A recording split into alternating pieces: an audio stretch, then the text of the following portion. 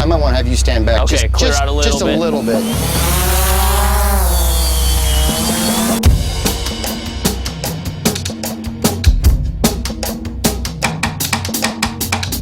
Since Apple first broke ground in Cupertino, drone pilots have been circling Apple's new spaceship campus, trying to capture every last detail. We met up with Myithz. He's one of the pilots who's been posting monthly updates since October of last year.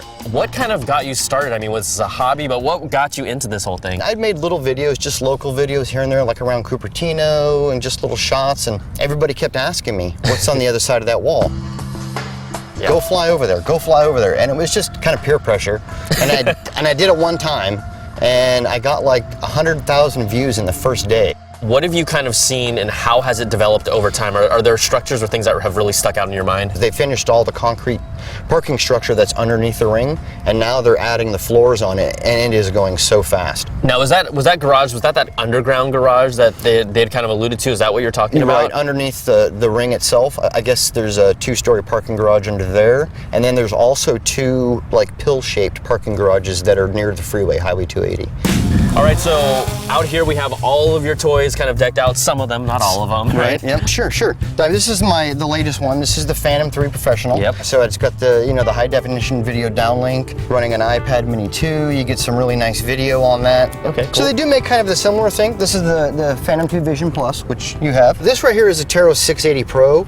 This one I built myself after I had purchased the Phantom 2 Vision Plus because I wanted to be able to have a better camera on there. So it's got a GoPro Hero 4 Black on the front of it.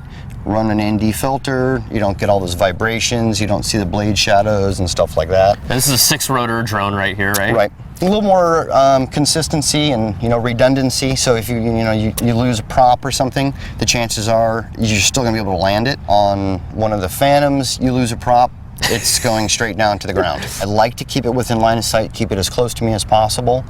I don't even like going farther than 1,000 feet. Yeah. You just don't know. Because technically it's a flying saw blade, and you could really hurt someone if it drops out of the sky. And being a member of the AMA, you get insurance. I have added insurance on top of that, liability, just in case. So we know this is one of your 3 children. Yep. You just want to throw it up in the air Sure, for us? yeah, and the Phantom 2 Vision Plus is already ready to go. Okay, cool. So we should have enough satellites.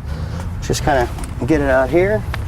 And for people that don't really see drones that much, I think the takeoff is always kind of the funnest part. We prefer to call them multi-rotors. People are afraid of the word drone. Now, when you go over Apple's campus, I mean, we've got to imagine they're one of the most secretive companies in the world. How do they react to seeing you flying this, multi-rotor device? Like, how have you had any run-ins with them? I have. I've had them tell me actually that it's illegal for me to fly over their property, which technically it's not. What I've read is that Apple has claimed to own the lower 83 feet of airspace. So if I ever go over Apple's area, if I ever cross that fence line, I make sure I'm above 83 feet. Before you cross that fence line? Before I cross that fence line, be above 83 feet and below 400, which is the FAA limit. I still don't like to cross the fence too much, just because even on a Sunday at 7 a.m., there's security guys down there, there's people down there. I would hate for this thing to fall out of the sky and hit somebody.